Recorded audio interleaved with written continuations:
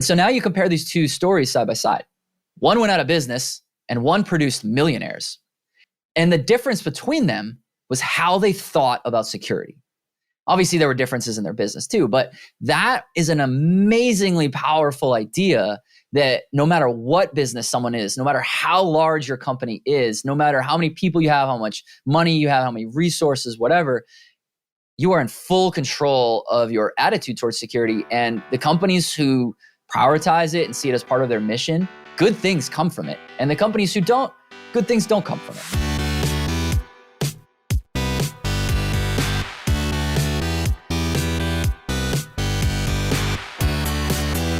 You're listening to The Successful Bookkeeper with your host, Michael Palmer. Listen each week as inspiring guests share their secrets of success to help you increase your confidence, work smarter, and build a business you love.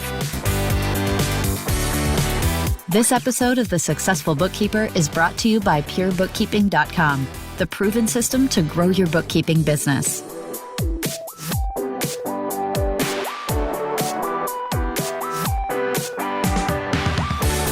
Welcome back to The Successful Bookkeeper. I am your host, Michael Palmer, and today's show is going to be an informative one. Our guest is the author of Hackable, How to Do Application Security Right, and the executive partner at Independent Security Evaluators. He's a leader of ethical hackers who use his skills to help companies build better, more secure software. Ted Harrington, welcome to the show. Thanks for having me. Excited to be here. It's great to have you. And I mean, this is a topic that has come up many times in the last year and a half as we've all moved into working online and as well, all these new applications to do that. And so before we get into talking about all of that and the implications it has on our life, tell us about you and your career journey leading up to this point. Sure. Well, as you said, I'm the, as ethical hackers, we're the good guy hackers. And so kind of the, I guess, worldview that I have, the corner of the world that I come from is helping companies try to understand how they might be attacked, what their vulnerabilities might be, how those vulnerabilities might be exploited before the attacker does. So basically, we do the bad guy stuff, but we're the good guys who, instead of taking advantage of those problems, we help identify how to fix them instead. And so over the course of the years doing this, we've been involved with some really, really interesting projects, some really groundbreaking research. Like when the iPhone first came out, we were the first company to actually find a way to hack the iPhone. And then when the Android OS first came out, we were first to do that as well. We've hacked cars, we've hacked medical devices. We've recently been looking at things like password managers and cryptocurrency wallets. And I think the thing that to me is really interesting about a profession that is this is that every day you have to get better. And because the attacker is getting better every day. And that to me is very, very stimulating to be in a position to constantly be improving in the interest of serving other people. And that to me is it's just a really fulfilling thing to do. And I think the profession of ethical hacking can sometimes be misunderstood because it's like, wait, isn't hacking bad? But that's a little peek behind the curtain of why it's actually great. It sounds very interesting. And I mean, ethical hacker, when I read that on your website, I was like, wow, interesting. How did you end up being involved in this kind of work? Well, I had been on my journey, always focused on entrepreneurship, like going all the way back to even like I can even remember as a kid in middle school when I first realized that you could buy the whole pack of Starburst for $1 and it had 20 candies in it, and I could turn around and sell each individual candy for like 25 cents to my classmates. And I obviously didn't know what entrepreneurship was, but in my mind I was like, oh, I'll be able to make get free candy basically by selling at a markup. And so the thread throughout my life and all the decisions I've made have been about how can I learn entrepreneurship better, and each step of my journey has helped me realize a different thing about myself and about the principles that sort of guide my decision making. And by the time I about 9 or maybe 10 years ago, was introduced to the person who would, go on to become my business partner. By that point, I really started to narrow in on these sort of 4 ideas of what really mattered to me as an entrepreneur. And those ideas are, I'm driven to do hard things, driven to do things that matter, things that are in the service of others, and get better every day. And when I first discovered this, security as a profession, all of those are present. All of those are present, and all those are required in order to have this type of career. And once I saw that, I was like, I'm home. My whole career, my whole life has really been skewing towards this. And so that's really how I got into it. Was I saw an opportunity to do things that would be fulfilling to me and help others. And then, but I didn't even know how incredibly amazing and fulfilling it actually would be. And to be able to go on and, write a book about our experiences and how the insights from those experiences can help other people, and then see that book perform as well as it did. I mean, it hit #1 bestseller on Amazon. It's like, I'm pretty fortunate to be in the position I am. And were you always involved in computer stuff like this? I mean, this is to be a person who can hack into an iPhone. Is that something that you do, or is it that your team does that? So I love that question because I think there's a really, really important insight that comes out of that, which is that no, I was not involved in computers my whole life. In fact, I was pretty late to security in a sense. I mean, I entered the field in my, maybe mid or late 20s. And when I'm in the fortunate position that I often get to go speak to universities or even high school students who are all interested in security. And there's this really prevailing misconception that if you want a career in security, you need to have been like a computer whiz since you were a little kid. And yeah, many people in security are exactly that. But you don't have to be that. And I'm a perfect example of that. I mean, I learned it all. I really didn't know any of the principles of security until I started. And then, of course, I had to go through the process of learning them, and that is its own, difficult journey itself. But I was able to do it. And so I was able to learn all these things. And that is often surprising to people, that they're like, wow, you can know this much by starting later in your career. I meet kids who are like 16 and they feel like the ship has already left port for their opportunity to get into security. I'm like, absolutely not. You definitely can still do it.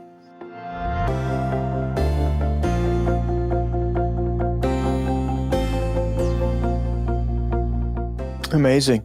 And it's, to many, to myself, and I'm sure our listener right now, it almost seems like this magical world of like technology. We're all, if you think of the Matrix and all these lines of code, and it's just all confusing, really, to think about. I mean, we can use all of these devices. We have internet flowing. I mean, if I go and look at my internet connections, there's like 24 different devices connected to my hub here at the home. And I mean, I could just be vulnerable completely to the world, and I have no idea how it would happen or even where to look.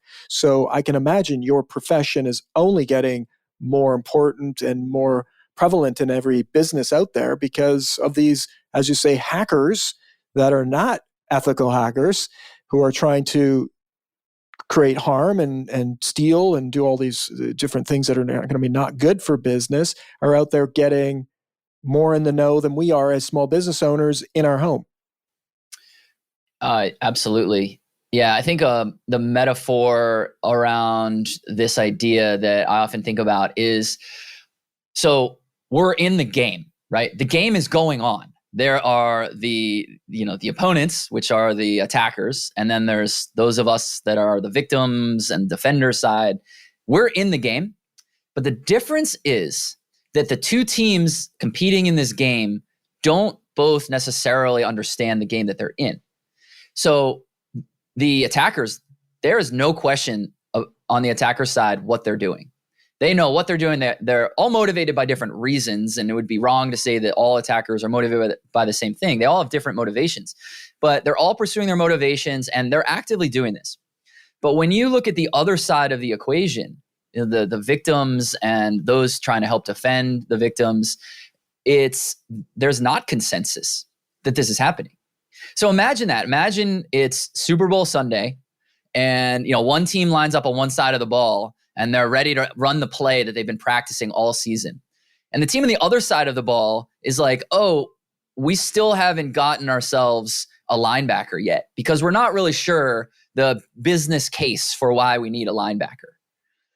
You are never, ever, ever going to win that game. And so that's one of the things that we really need to do is we need to really understand that, this stuff is happening. It's happening every single day, even to the smallest companies. And that's a common misconception that, I'm too small to be attacked.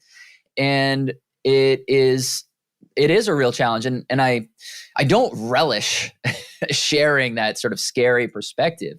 But what I am trying to do is I'm trying to help us all understand the reality of the situation that we're in. This isn't just, security people wearing our tinfoil hats, being paranoid. This is like, these things are actually happening. And that's the first step in being able to actually deal with them. I agree. And, it's actually something that I've thought of recently as there have been news stories where ransomware and different scenarios where large organizations have been taken down, but also very small organizations, mom and pop store, dry cleaners, like just you would not think that those would be. And it has me kind of get into the fear mode. And again, I appreciate that you don't want to freak us all out, but at the same time, we don't want to be naive about what's really going on here and that these are risks to our business. And to think that our computer systems, which we all rely on and some more than others, but if your business is wrapped up in the internet some way and someone shuts it off or does something to bring harm to it and then holds you ransom, I mean, a small business would be a prime target for this because A, we don't think about it much. B, we're not really equipped to understand what's going on. And we're often work independently ourselves. I mean, if I'm in a big office and someone's hacking us, we're going to have a big meeting about it. What do small business owners do, right? They get into fear. What's going to happen? Who knows what, right? So I think it's a big target, and I don't think that this is going to go away anytime soon. I think it's only going to get worse. So that's why I love the fact that you're on the show today to help us understand it. And as well, how do we start thinking differently about it and how do we protect ourselves? Yeah, definitely. I want to make sure that I don't just trigger a whole bunch of anxiety and then leave everybody with that and say like, yeah, have fun with that displaced sense of unease. Definitely want to try to give you guys some ideas for how to deal with these challenges. So you correctly identified the reality that if you're talking about a small business, a single person operation, it's not like there's an IT department or a security department or even another human being to go talk to about, what should we do about this? It's also not your responsibility to secure the software products that you use. Like if you're going and licensing a subscription to, whatever product, QuickBooks, pick your product, that's the responsibility of that manufacturer to supply you something that's secure. But as a user, we all have responsibilities to meet some real baseline security practices that oftentimes might feel annoying. And that's actually one of the biggest challenges, I think, for a small business is they're like, oh, it's one more step. That's annoying. I'm already so busy. And which I get that. I actually totally empathize with that. But I assure you, these small things have a dramatic impact on the ability to keep what you care about more secure. So a few of those ideas. First idea, anywhere that you can, use multi-factor authentication. So multi-factor authentication is that thing where they'll send you a text message or use an authentication app that you have to enter a code in addition to your password. And a lot of people don't like that because it's an extra step. But here's the thing. Multi-factor authentication is one of the most powerful advancements in a security strategy in years. It's really, really effective because for an attacker to be successful, they have to have both compromised your password and have your phone. If by that point, if both of those things have happened, you probably have bigger problems. But if you implement both of these, now you very significantly reduce the likelihood that an attacker can be successful. So I strongly, strongly encourage you to use those systems. And companies like Apple, I'm not quite sure about Android OS, but Apple definitely, they're even making that process easier, where when you go to do a login somewhere and it says, we're going to send you this code. It even has a way where in the predictive texting, it can pull the code out of your text message inbox to say, hey, do you want to use this code that was just sent to you? And you just push, it's like one extra push of a button. So definitely using multi-factor authentication is a big one. And I recognize that some people don't like setting it up. They find it annoying. Sometimes it bricks certain integrations. Like if you're using maybe some sort of centralized dashboard, like if you have something like a personal capital to aggregate all of your financial accounts, it doesn't work great with multi-factor. Okay, deal with that. Like that's okay. That's a small inconvenience for this massive benefit you're going to get. And the second thing I recommend is to use a password manager, but not just use a password manager. You want to use a password manager and let the password manager allow you to use unique passwords for each service. Because one of the things that attackers are doing is they know that most human beings are lazy. And I don't mean that to insult anybody, but that's actually a biological survival instinct that we have as humans, is that we want the path of least resistance on everything that we do so we can conserve energy for the things that sustain life. That comes from cave person days. So it's not bad that we're lazy, but we have to recognize that we're lazy. And so what most people want to do is they want to have their one password and they want to use it for everything because they can memorize that one password and it gets them into everything. But the problem with that is attackers know this. So as soon as one service gets compromised, attackers will then go take those credential pairs. They'll say, all right, well, we just got the username and password at whatever, this email service.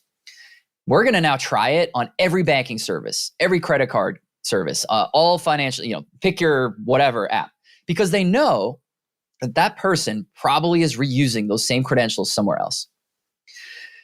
But if you use unique passwords, when that first service gets compromised, it doesn't matter when they try to take those credentials to the next service. So that becomes difficult though, because now if you're saying, well, I have to have a unique password for the hundreds of services that I use, how am I ever going to do that? I can't memorize those. No, of course you can't memorize them. So that's where a password manager really helps you, because now you can have these unique passwords. You can make them super long, super complex, and you never need to remember them because the password manager remembers it for you. And so that essentially eradicates that problem where an attacker can be successful in one system and then take what they learned there to compromise you elsewhere. And it's a significant improvement. And there are some risks to that, like if the password manager itself gets compromised. And we publish research showing that those things can happen. But having a password manager where you're leveraging these unique services or unique passwords across services is so much better than not using one. So to summarize a very long answer, 2 super actionable things that you can do no matter how small your business is turn on multi-factor authentication everywhere that it's offered and use a password manager by using unique, complex, long passwords across all services.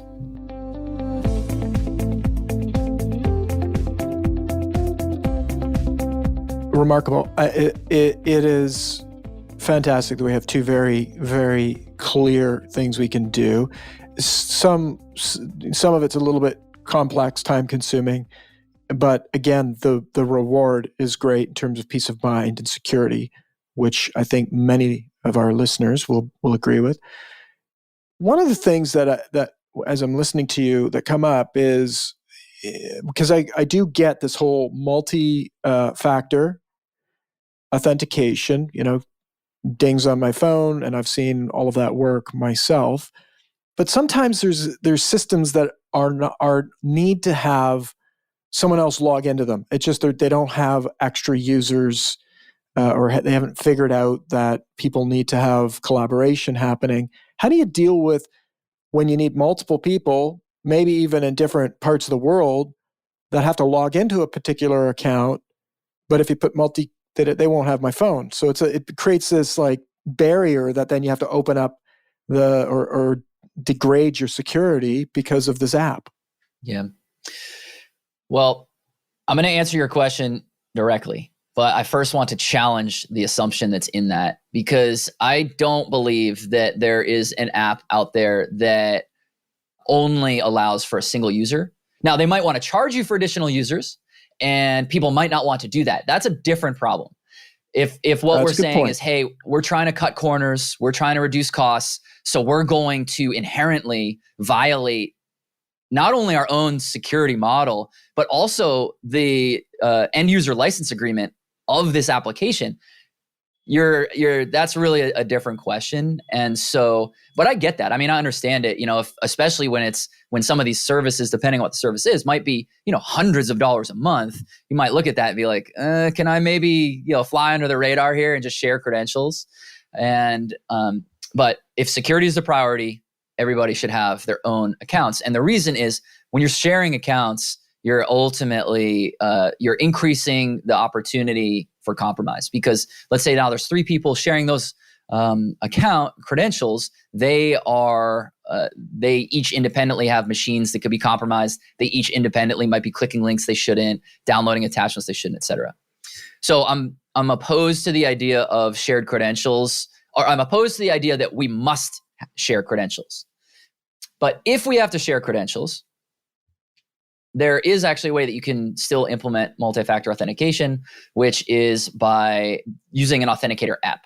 So as opposed to sending the text message to my phone, if everyone has the authenticator app, then you would be able to know what the actual code is from the authenticator app. So like Google has one.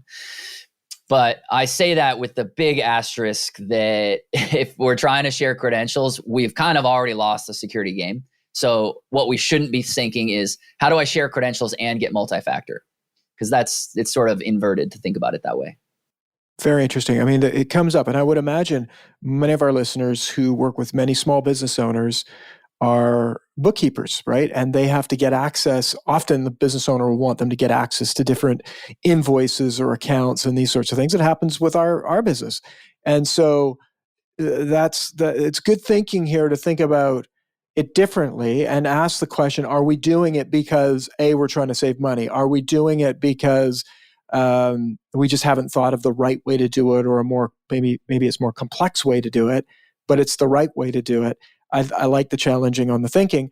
And so there is a way to collaborate, perhaps, if there was an area where you didn't have a way around by having an authenticator app.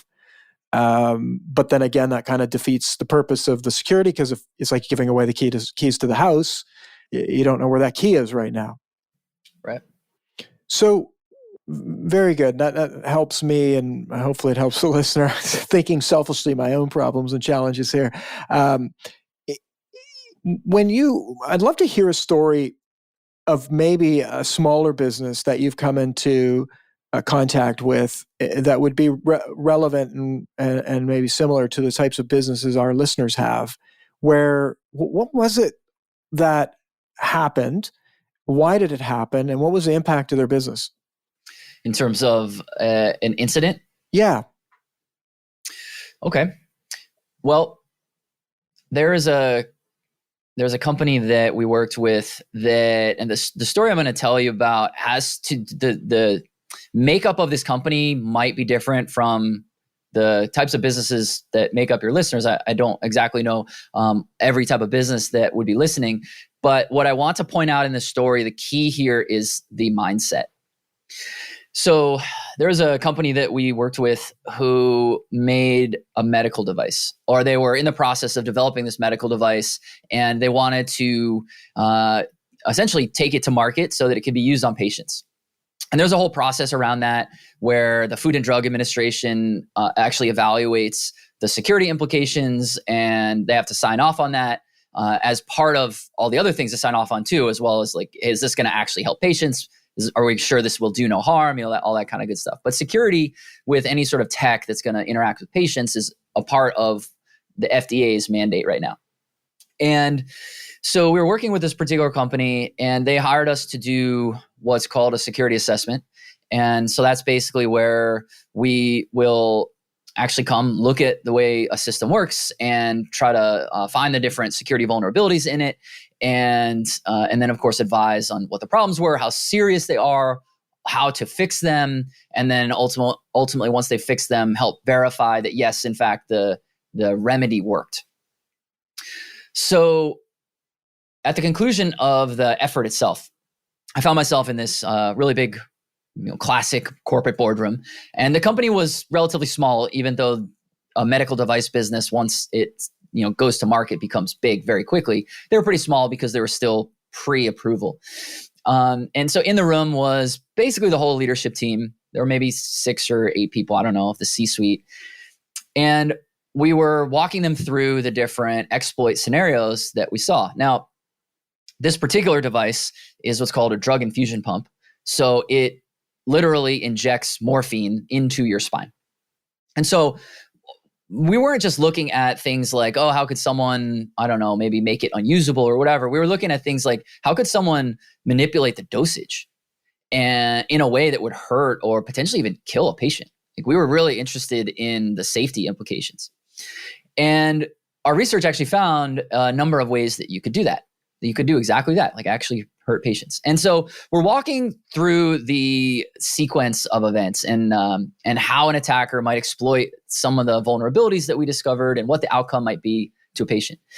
And the CEO, as we're walking through this, you could see his body language sort of like he clearly wanted to say something. He finally interrupts and he says, well, what you say isn't really that bad.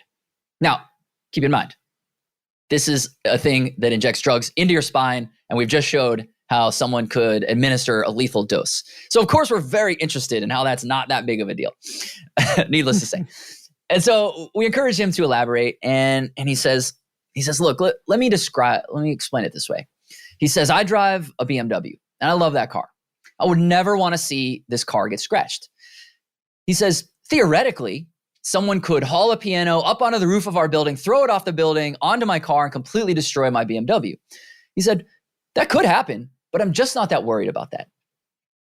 Now, I am quite literally in the profession of seeking the unexpected, and that surprised me. I was like, here's a guy who just paid us a large sum of money to help explain to him the flaws in his system, and he still didn't believe them. He still didn't want to do anything about it. His mindset was, instead of how do I do security better, which that's the thing I'm really trying to advocate for here. We all have to realize that security is never done. It's a process. How do I make sure that I'm better tomorrow than I am today? Rather than having that mindset, his mindset instead was, how do I try to explain away my problems? How do I try to justify the status quo rather than trying to improve it?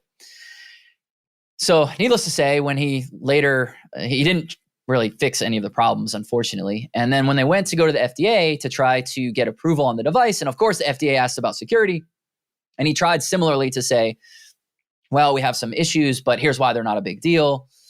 The FDA obviously saw right through that, and they really didn't like that. And so they opted to deny them approval for use of their device on patients. And so the result ultimately was that company went out of business like that day. Because if they don't have a product to sell, they don't have a business. And so it was a really sad story, and I definitely don't relish that negative outcome.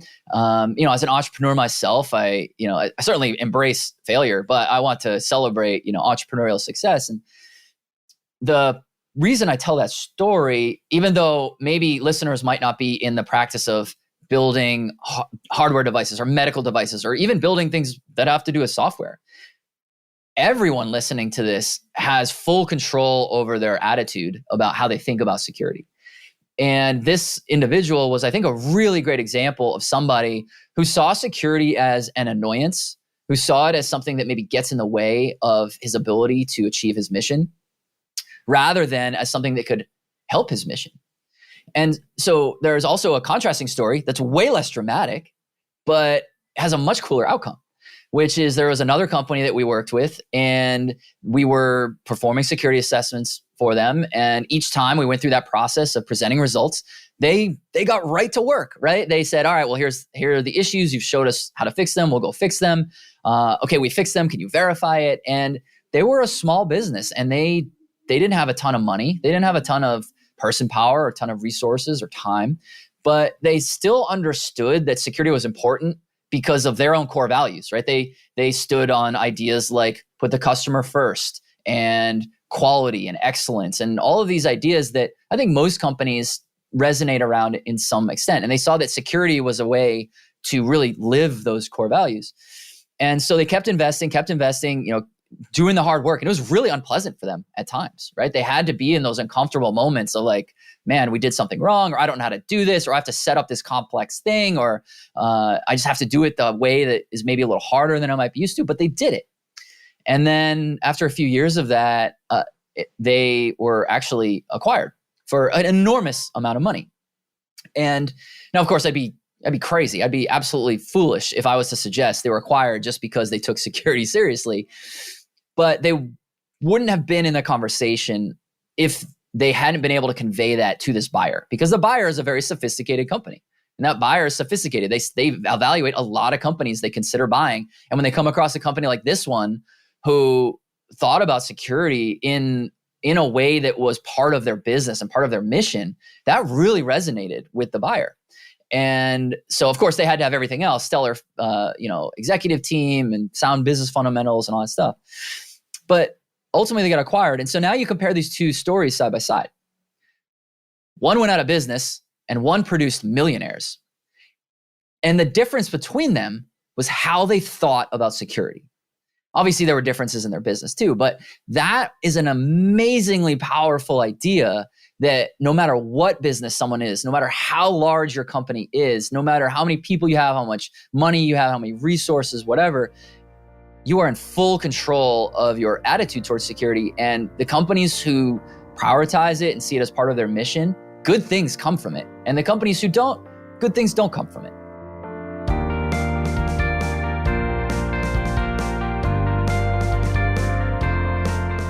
Remarkable stories. I always love great stories. You tell great stories, and just to bring the message home for all of us. And I think our community of bookkeepers are perfect to have this message. I mean, they're working with many small business owners. And when you're doing bookkeeping, it's about getting it to zero, right? It's like, it's exactly accurate. Not everybody appreciates exactly accurate data. And it's difficult to get there, but that's what they're passionate about. They're passionate about getting it right, and doing it in the way that is meant to be done, not cutting corners. And I think that's the spirit you bring to security. And I think this is one of the areas that the bookkeeping community can be helping small business by looking and educating small business owners about this. So your book, tell us about your book, because I think it's be a great read for our listeners to just be one more thing that they're thinking about, because they're often connected to, have maybe control of or influence over the way applications and different, significant applications are being used inside organizations. Yeah, happy to talk about the book. I wrote the book for people who are directly involved with building software. So, but even someone who's listening to this who uses software but isn't a company that builds software, I still think you'd actually get a tremendous amount out of it, because what the book really does is it helps explain the really important principles of security. Now, there's some ideas in there that as just a user of software, they wouldn't necessarily be applicable to you, but the stories would be entertaining. Nevertheless, but you'd walk away from the book, I think, with a real idea of kind of why security matters and how we should think about it, and even some actionable things you can take back to your organization. But basically, I wrote this book because as in this, life that I live as this leader of ethical hackers, I get to talk to a lot of different companies all the time about their security challenges. And I noticed two things. The first thing I noticed was that I kept having the same conversations, and it almost didn't matter the variables of who the person was that I was talking to. It didn't matter geographic location or size of the company or industry that they were in. Just across the board, everyone kind of has these same 10 or so security problems. Now, not everyone has all 10 or doesn't necessarily realize they have all 10, but everyone has some of these, and many of them have all of them. So that was the first thing I noticed. Everybody sort of has these same common problems. And then I started thinking about, well, how do we solve those problems? And that was really the lightning bolt that said, hey, you have to write this book. It was no longer like, you should write a book. You are required to write this book now. Because essentially what I realized was that the conventional solutions to those problems that everybody has, the way that most people talk about solving them, were wrong. It's crazy. I looked at it and I'm like, wow, that's actually not at all the right answer, the way that most people talk about solving these problems. And that was when I knew I needed to write the book, because if you think about what that means, think about it. You've got someone who's trying to solve a problem through technology. So they have this company, they're trying to solve a problem through technology. And they realize that security is an important part of that. So then they try to go understand, first they realize that security is an important part of that. Then they realize they have some struggles with getting security right. So then they try to go solve those struggles. And the answers they get are wrong. I mean, that to me feels so wrong. It would be like if you found that you constantly were feeling unwell. And so you're like, all right, well, I got to get my health in order. And so you go talk to a doctor about your health. And they're like, oh, okay, well, you got to eat more sugar. You got to drink more caffeine. You got to smoke more. And by all means, stay off your feet. Do not exercise. Like, that's kind of the reality of what's happening when people are trying to solve their security problems and they're getting the advice that's backwards and wrong. Because if the doctor told you that, you'd probably be like, all right, I like sugar anyway, so let's do it, And so that's why I wrote the book. So it's filled with, it's basically all stories of things that either we've experienced or that we've witnessed. And I extract from those stories what the key lesson is, and I identify the misconceptions. Like, hey, most people think this, but you should think this other thing instead. And here's how you go do that. Beautiful. Sounds like a great book. And love the analogy. Audible, Amazon, where's the best place for them to get this book? Yeah, it's available on Amazon and basically anywhere that you'd buy books. The Audible version is with distributors right now. Today might even be the day that it goes live on Audible. I'm not sure if it's live today, but within the next, literally couple days, this will be live. So yeah, Audible, and then anywhere else that you get your audiobooks, it's getting distributed like maybe 50 different platforms worldwide. So yeah, it's called Hackable, How to Do Application Security Right. And if you want more information about the book, just hackablebook.com kind of outlines all the ideas. Beautiful. Ted, this has been fantastic. I'm excited to get better at security in our organization, and I know our listeners are going to be inspired to do the same. Thank you for bringing your message to us. Thank you for allowing me to share it, and hopefully I help people. It's been our pleasure. With that, we wrap another episode of the Successful Bookkeeper podcast. To learn more about today's wonderful guest and to get access to all sorts of free, valuable business building resources, you can go to thesuccessfulbookkeeper.com. Until next time, goodbye.